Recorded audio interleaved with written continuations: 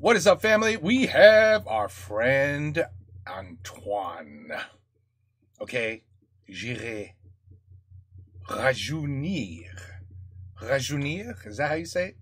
Rajeunir chez vous. This is really good. Really good video. Il couche avec personne. Mais j'apprends beaucoup de choses personnelles de Antoine. And I love that. He's an open book. He's telling us everything that he wants to tell us. I'm sure there's things he keeps to himself. But I'm learning a lot about this guy. I like him even more. Seriously, this guy's really a good guy. You know, there's not too many good people in this world anymore. He's one of them. He is. He's one of them. Anyway, pleasure doing these videos, even when they're long. But we'll break them up. We do what we can.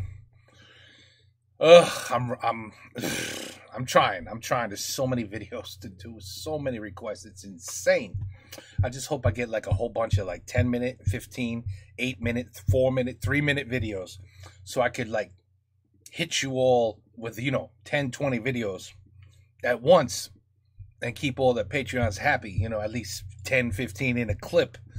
But now it's just like, it's literally one day at a time because the videos are too long. But I got to get to them. So be patient. They're coming. Let's go, Antoine. What else you got to teach me?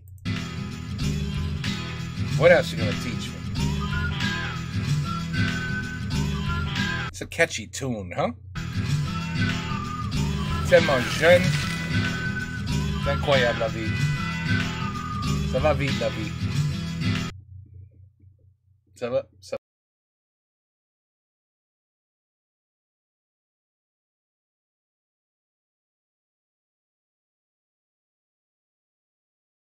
Alors quand je suis revenu de ces deux voyages, au Pérou, en Amazonie, etc., je me suis dit que j'avais vraiment envie de réaliser des documentaires. Ça m'avait vraiment plu. En plus, cela était passé à la télévision. Oh, I'm sorry. I forgot. With this, I have to increase the volume. I don't know. His volume is very low. Okay, that should be better now. Dans l'émission Les Carnets de l'Aventure. Donc, je me disais, je peux essayer d'en faire d'autres. Et j'avais très envie de faire un reportage sur les gens qui plaquent tout pour aller vivre avec un voilier tout autour du monde comme ça.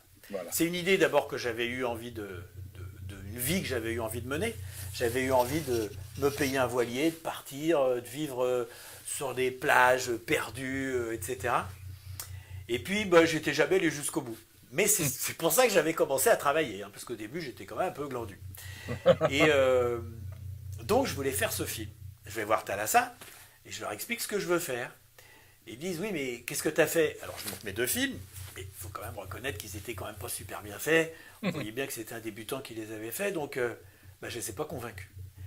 Et ça m'énervait parce que j'étais sûr que c'était un beau sujet, qu'il allait être profond, que ça allait être humain, etc. Et donc je me suis dit, il faut que je fasse un film, que j'ai quelque chose à leur montrer. Donc, je me suis dit, il n'y a pas 50 solutions, je vais le produire. Avec mes sous. Et donc, à l'époque, je roulais en mobilette. J'avais une vieille voiture pourrie. Et une vieille voiture pourrie. You know what? There's something about him and the way he speaks. His perfect accent. Well, I can't just his perfect way of speaking. I understand him like almost better than any other French video. There's something about the way he speaks. And it's clear. It's just the right speed. You know what I mean? Et je le comprends très bien. And sometimes I look down because he says a word that I'm not very familiar with, and then I look and oui, that word. Wait, and then I remember. So he's teaching me better French just by listening to him. Je me suis dit que plutôt que de me payer une belle voiture comme la plupart de mes copains, j'allais donc me financer ce film. Yeah. Alors j'ai cherché une idée de sujet, et là, il y avait un mec absolument formidable qui s'appelait Chomo. Chomo, c'était un ami plus ou moins de mes parents, qu'ils connaissaient quand même assez bien, mais il était absolument incroyable. C'était un sculpteur. Il vivait dans la forêt de Fontainebleau, sur un terrain où il y avait une espèce de petite maison qui était en ruine, mais complètement pourrie, toute repeinte, mais plein de sculptures partout. Et surtout, il avait construit des bâtiments, mais immenses, en plâtre, en bois, avec le toit, c'était des capots de voitures qu'il avait soudés. Oh my God. Les fenêtres, c'était des bouteilles qui étaient prises dans le plâtre, et la lumière passait à travers, évidemment. Alors, ce qu'il faut voir, c'est qu'à l'époque où je l'ai rencontré, il avait 75 ans, un truc comme ça, et il avait une énergie, mais absolument incroyable. C'est la danse macabre. C'est fait avec des ressorts. Une expérience parmi tant d'autres. Des milliers d'expériences, il n'y a pas de limite. Alors on va y foutre le feu, bon pour l'enfer. Les bourgeois ne l'auront pas.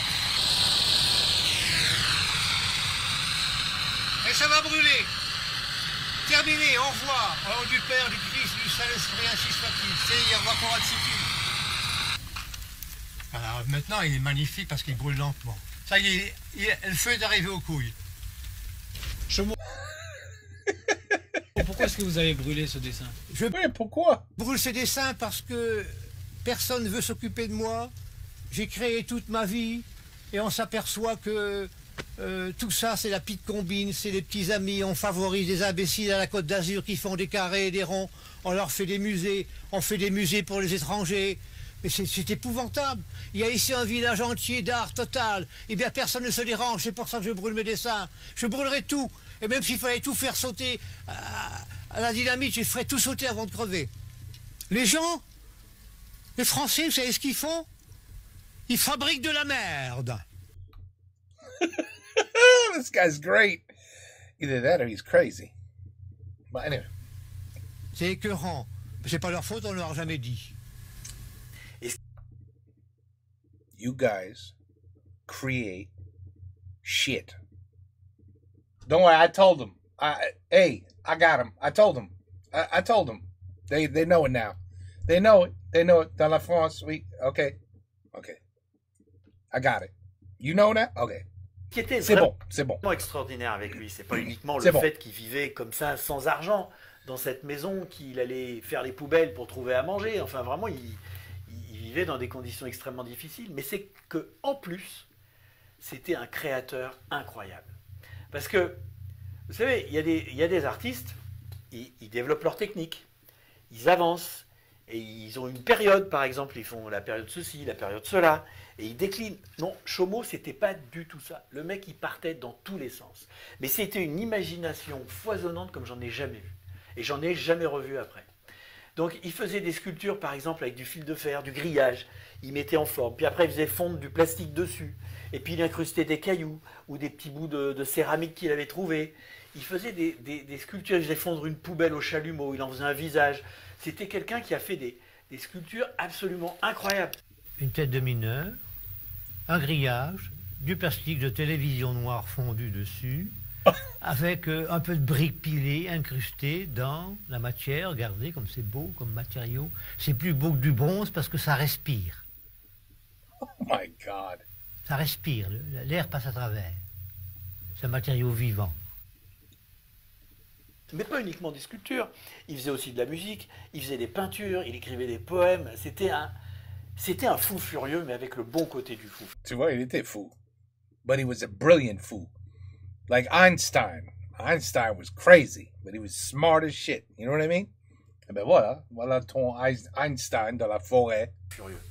L'artiste doit être disponible à toutes les sensibilités où il n'est pas artiste.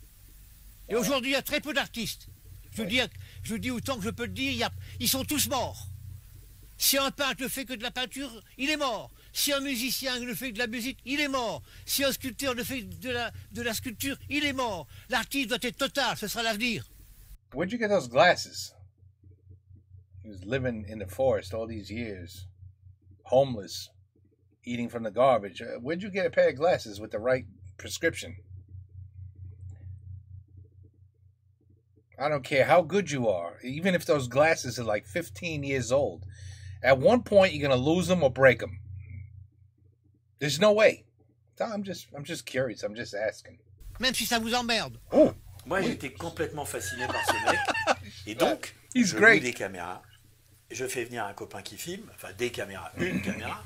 Ça coûtait déjà vachement cher. Et puis, on va commencer à filmer. Parce qu'à l'époque, je vais vous dire un truc, il y avait ou des caméras amateurs qui étaient vraiment pas bien, ou des caméras professionnelles qui coûtaient super cher. Mais comme il fallait que je fasse le sérieux, que j'assure, eh ben je loue des caméras. Et donc, on filme. Il y a des premières séquences, ça se passe super bien, c'est passionnant. Le mec, il dégage, il crève l'écran, il est formidable. La création est spontanée. Dans tous les domaines, Ouais. par exemple.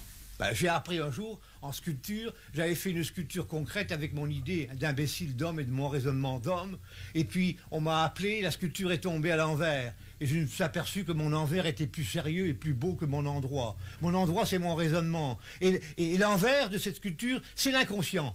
T'as compris? No. C'est important, ça. Et puis, je revenais pour lui dire bonjour, pour prendre des nouvelles, etc. Et là, je voyais qu'il avait encore fait des nouvelles sculptures, mais dans un domaine qui était complètement différent. Ça n'avait plus rien à voir avec ce que j'avais filmé. Et je me disais, mais c'est pas possible, ça doit être dans le film. Et je retournais à Paris, je relouais une caméra, je revenais avec un copain pour filmer. Et on faisait des nouvelles images, etc. J'ai mis un pognon là-dedans. J'ai dépensé pas mal de sous. Mais le film, il est formidable. Il y a un type qui a atteint des degrés peut-être très élevés, c'est dans le prélude de Lohengrin avec Wagner. Quand Wagner en parle un petit peu, moi ça me fout l'affaire de poule, comme on dit. Ou ça me fait remonter les couilles.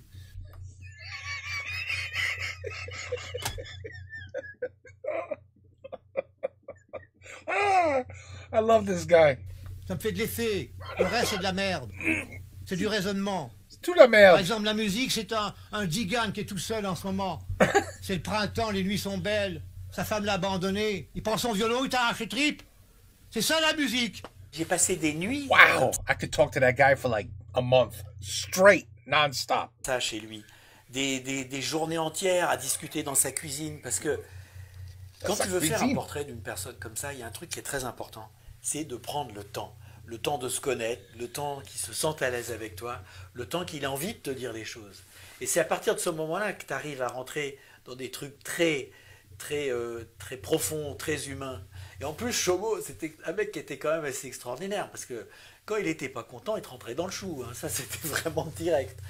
Et alors pour entretenir tout Yeah, he doesn't seem the kind of guy who holds back. You know what I mean? ça, ça doit être quand même... Mais je l'entretiens pas.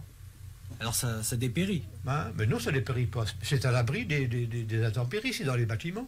Oui, mais celles qui sont dehors se couvrent de mousse. Ah, ben ça patine, c'est bien, ça vit. Du reste, écoute, je t'en prie, tout est provisoire. Toi, moi, les arbres, les animaux, tout est provisoire. Nous sommes tous des provisoires.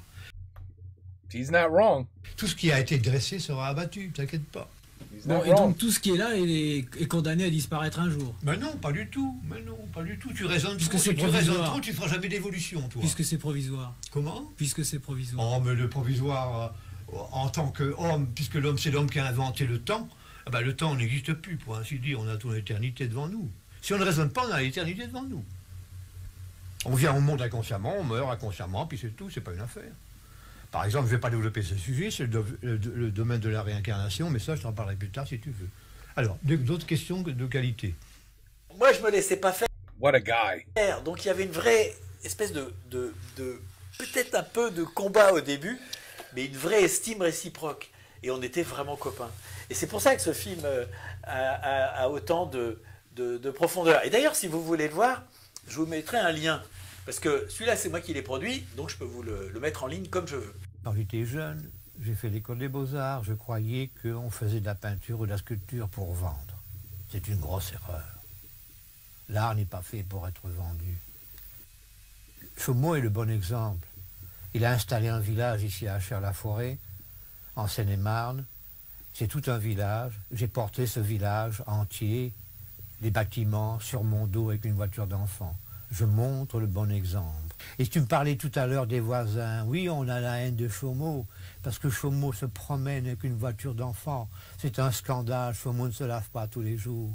Parce que se laver tous les jours, c'est enlever justement ce qui fait ta santé. Il y a le côté d'adversité, il y a le côté d'aide à la santé. Et j'ai écrit en conséquence cette belle pensée, être prince dans la nuit quand on mendie le jour. La nuit, je suis un prince, et le jour, je suis un mendiant. Wow. This guy's actually the smartest, crazy person I've ever seen. But that's a lot of them are like that. Et donc, j'ai fini par faire ce film. Et ben, qu'est-ce que j'ai fait? Je suis retourné voir Thalassa en me disant, bah là, j'ai quand même quelque chose à montrer qui était bien. Oui. Mais la personne que j'ai rencontrée, je précise que c'était pas Georges Pernou, la personne que j'ai rencontrée regarde le film, me dit oui, il est bien, mais ça veut pas dire que tu sauras faire un film sur la mer. Et là, ça m'a vraiment énervé. Ça m'a vraiment énervé parce que je me suis dit, alors attends, il faut que je lui montre le film fini, puis après il va me dire qu'il est d'accord, quoi. Ouais. Donc j'étais assez ronchon, mais j'ai pas lâché. Je voulais faire ce documentaire et j'ai réussi à le faire. Je vous raconterai comment j'ai réussi à le faire et surtout comment ça s'est passé. Bah, la prochaine fois. Bah, la prochaine fois. Et on va attendre. Ou à bientôt. Salut.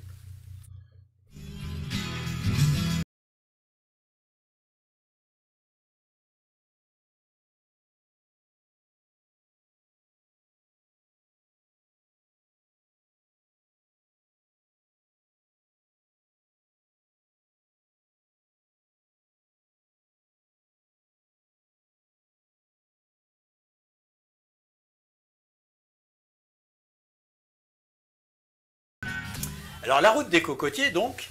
Attends. He must be doing this. Pourquoi il dit peut-être we'll do this again demain, party, you know, la deuxième partie, ça va être demain, mais c'est pas demain. The guy wears the same exact clothes every single day. I mean, that's the same shirt. It has to be the same. This must just be one long video, and then he broke it into parts. I wouldn't be like, okay, I'll see you tomorrow. And then have the same exact. I don't know. You know what I'm saying? Tu comprends? Anyway, I think he just made one video. C'était le film que je voulais faire pour Thalassa. Et Thalassa, bah, ils n'étaient pas convaincus. Bah, il a fallu que je bataille. Et pour vous dire la vérité, j'ai mis 2 ans à les convaincre. C'est-à-dire, je revenais à la charge, je laissais passer 6 mois, puis ils me disaient, mais on t'a déjà dit non. Mais je disais, mais oui, mais réfléchissez quand même. Et puis, bah, au bout de 2 ans, ils ont fini par céder. Mais 2 ans. J'étais pas au bout de mes peines parce qu'il a fallu faire le film. Et j'avais quand même très peu de sous parce qu'ils ont donné à l'époque, je vais vous dire, c'était 70 000 francs. Alors ça ne veut pas dire grand-chose, on ne se rappelle plus. Mais sachez simplement que la moitié du budget de ces 70 000 francs, ça a servi à payer uniquement les billets d'avion. Parce qu'on a tourné à 2 en France, aux Canaries, au Brésil, aux Antilles. Et je suis allé tout seul, parce que là, vraiment, il n'y avait plus de sous, en Guyane. J'ai fait un petit saut des Antilles jusqu'en Guyane et je suis revenu. Et heureusement que j'avais mon copain Thierry Machado qui a accepté de tourner gratuitement. À l'époque, on était des jeunes, on voulait tout faire, on était à fond. Et qui m'a suivi sur ce film et qui a fait l'image. Donc, il y a eu 35 000 francs qui sont partis dans les voyages. Ouais. Et le reste, ça a servi à faire tout le reste du film. C'est-à-dire louer le matériel de montage, payer les cassettes, payer les repas, quand on est parti, il fallait quand même qu'on mange, et il est resté 325 francs. C'est-à-dire que ça a été assez chaud. Alors évidemment, j'ai monté, le montage, il s'est passé dans ma chambre de bonne. À l'époque, j'habitais dans une chambre de bonne, j'avais 10 mètres carrés. J'avais installé les magnétoscopes, il fallait que j'enjambe les magnétoscopes pour aller dans le petit coin salle de bain. Enfin bon, ça a été un film qui a été, qui revient de loin, je dirais. Alors, on a commencé le tournage. Donc il y a eu la partie France qui était quand même assez fascinante parce que les gens qui veulent partir en voilier, eh ben, ils veulent vraiment y aller. C'est-à-dire qu'ils sont prêts à tout sacrifier. Donc il y avait des gens qui construisaient eux-mêmes leur voilier et qui habitaient à côté dans des abris sous des bâches plastiques, dans des vieilles caravanes pourries, etc. C'est vraiment des gens qui avaient la niaque, qui voulaient y aller. Est-ce que tu pourrais estimer à peu près la proportion de ton budget qui passe dans le bateau ? 50% à 60% de ce que je gagne. Régulièrement par mois, ça peut parfois, au coup par coup, ça peut atteindre 100%. À ce moment-là, c'est la banque qui paye. Et ce qui était assez étonnant, c'est que je rencontrais aussi des gens qui ne connaissaient pas la mer, qui n'avaient jamais rien fait. C'était le rêve qui les emmenait. Et ça a déjà été la première partie qui était assez fascinante et hyper touchante. Rien de spécial ne me retient. Effectivement, à partir du moment où le bateau est prêt, je puis partir, je ne dirais pas du jour au lendemain, parce que personnellement, je ne suis pas tellement marin, je serais même le contraire, dirais-je. Je suis un terrien. Je ne dirais même pas que j'aime la mer. Vous avez une expérience de la mer ? Oui, j'ai tout de même une petite expérience. C'est-à-dire, j'ai eu déjà un 11 mètres. mais sur lequel j'étais plutôt passager qu'autre chose. Donc je ne puis même pas prétendre à cette technique, mais je crois que ça peut jusqu'à un certain point s'apprendre. Et puis il faut vouloir partir. Some people just have an amazing attitude. Et puis ensuite, je suis parti aux Canaries. Et aux Canaries, tu trouves les gens qui ont déjà fait une partie du voyage. Mais ils sont au moment où, s'ils traversent l'Atlantique, bah, c'est un petit peu un point de non-retour. C'est le saut dans l'inconnu. Et il y en a qui restent plus longtemps. Et puis il y a ceux qui partent. Et c'est vraiment un endroit clé de cette espèce de mouvement de gens qui partent faire le tour du monde. Parce qu'on part pratiquement toujours dans cette direction-là à cause des vents. Parce que tu as les vents qui te poussent. Ouais. Et donc, j'ai eu toute cette période où j'ai des rencontres qui sont vraiment assez fortes, assez étonnantes. Bah, de toute façon, là, on était parti pour une année d'essai en venant passer l'hiver aux Canaries au chaud et puis on remontait en Méditerranée au printemps. Bon, éventuellement, il y avait une deuxième année prévue si vraiment ça nous emballait, mais enfin là, je crois que bon, au bout d'un an, on va rentrer. Hein. C'est un essai qui vous a coûté quand même assez cher. Non, bah, on a vendu la maison pour finir de payer le bateau. Bon, pour se repayer éventuellement un appartement, on vendra le bateau. C'est pas un problème de ce côté-là. Alors après, je pars au Brésil. Alors comme d'habitude, je partais avant Thierry, le caméraman, pour faire les repérages. Et puis il me rejoignait ensuite. Donc j'arrive à Salvador de Bahia, parce que je savais que c'était un endroit où il y avait pas mal de voiliers, français entre autres, qui faisaient escale, qui faisaient étape pendant quelques années parfois. Et donc j'arrive dans la ville de Salvador de Bahia et je commence à me balader entre autres au bord de la mer. Et un jour, en plein après-midi, 14 h, j'étais sur la corniche et il y avait une route à côté. Et à un moment, j'ai vu arriver un jeune qui avait, je sais pas, 14, 15 ans. Et je me suis méfié un peu parce qu'il avait un papier journal dans les mains, avec quelque chose dedans, je n'ai pas trop compris. Il est arrivé à ma hauteur assez vite. Et puis il a sorti un grand couteau de cuisine, il me le met contre, il me tient, et puis il me dit monnaie, tout dos, donne-moi tous tes sous et tout. Et là, tu penses super vite.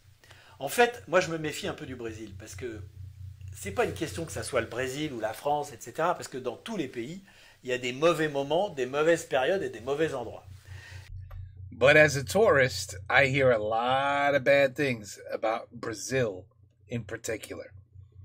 This is not the first time I'm hearing about Brazil and how they go after tourists.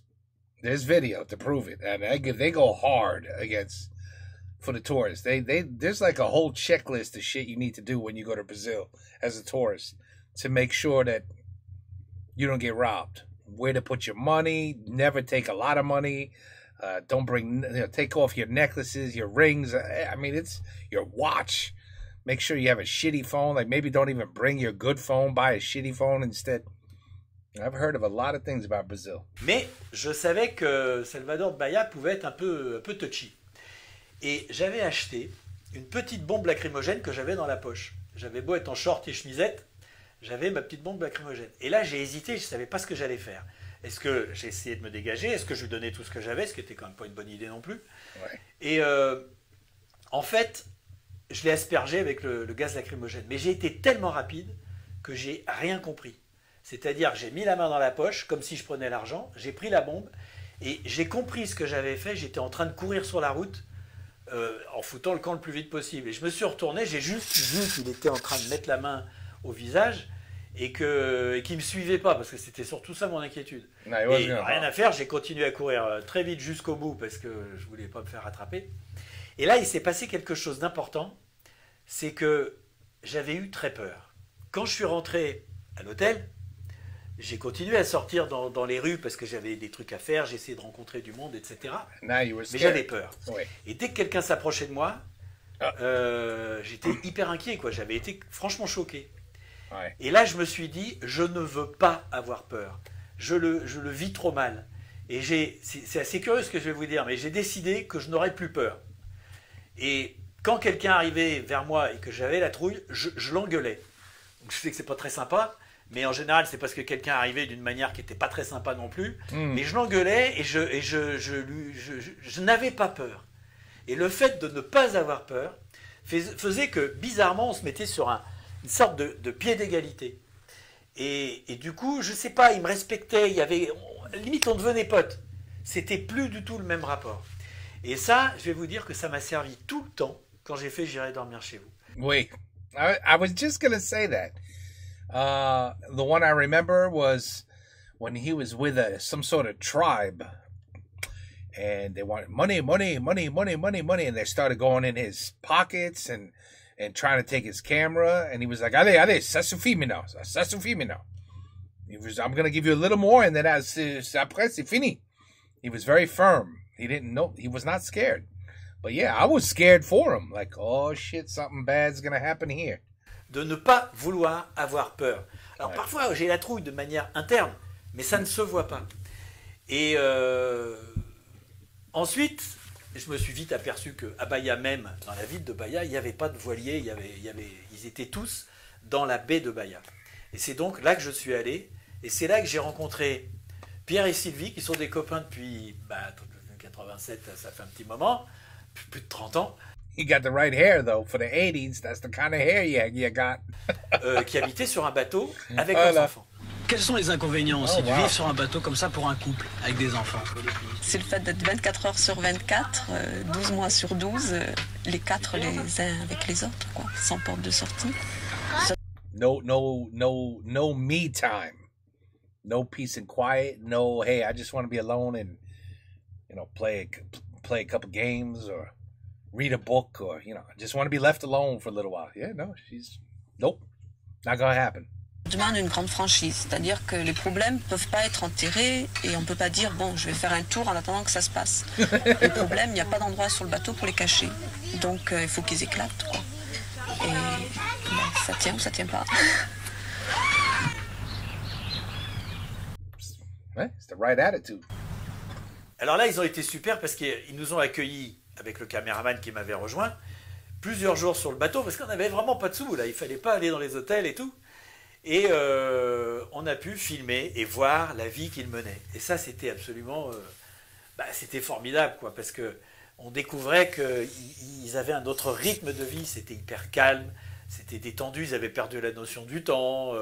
C'était une autre manière de fonctionner. Oui. En fait, j'étais un peu en train de découvrir ce que je pouvais faire avec J'irai dormir chez vous, là. Alors ça a été le Brésil. Mais comme je vous l'ai dit, après, il y a eu les Antilles. Alors les Antilles, c'était quand même assez différent.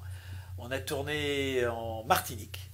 Mais moi, j'avais envie d'aller en Guyane. Je savais que c'était un endroit qui était extraordinaire parce que c'est quand même beaucoup plus en dehors des routes. Il y a beaucoup moins de touristes, en tout cas à l'époque.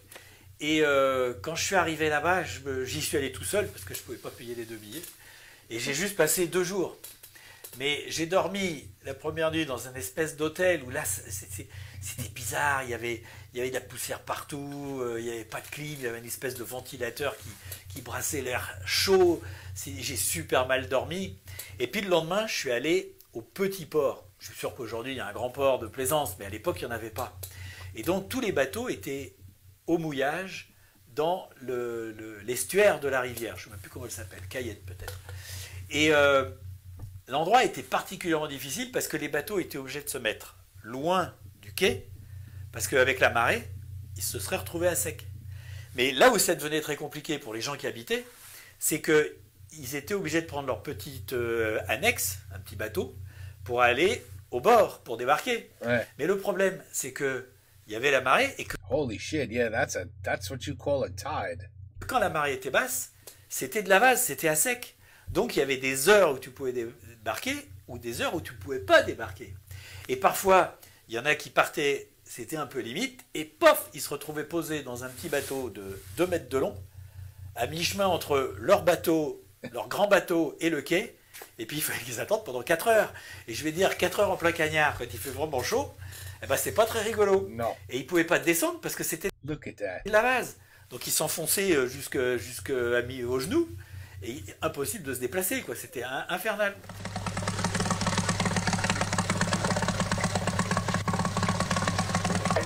Oh, ce pauvre gosse. You don't even know what's coming. You better hope that they can get into deeper water.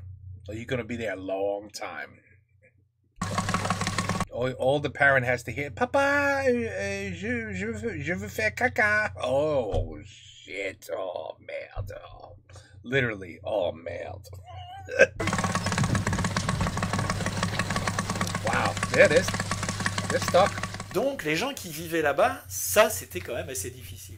Alors comment ça se passe pour une maman à bord? Eh ben, pas très bien. Très mal même. Wow. Parce que pour les bateaux, c'est vraiment pas bien. Pour les bébés, encore moins. Le débarquement, pas facile.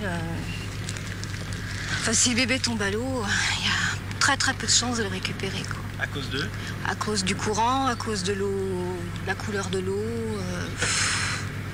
La Guyane, c'est à vous dégoûter de naviguer, hein. Enfin, de rester au port, au moins. Il n'y a aucune infrastructure prévue pour C'est pas très joli. plaisancier. Looks like a ghetto port. Un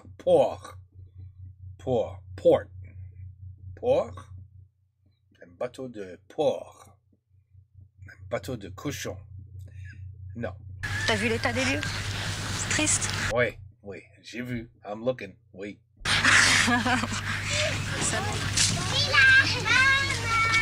6 heures du soir. La journée de travail est terminée, l'école est finie, on rentre à la maison.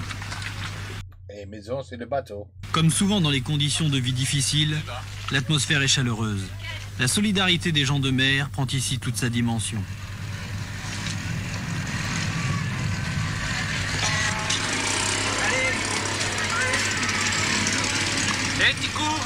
Regarde ces petits moteurs. C'est 2 chevaux.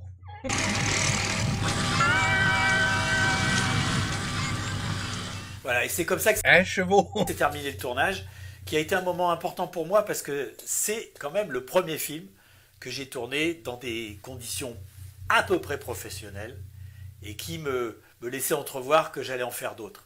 Ça, je le sentais, je le savais, et en tout cas, je le voulais.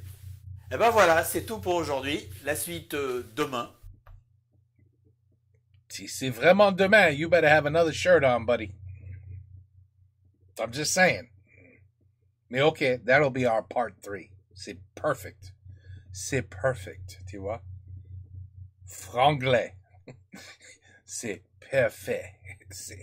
Anyway. Ou après-demain. Ou après-demain. C'est après-demain, you really better have another shirt on.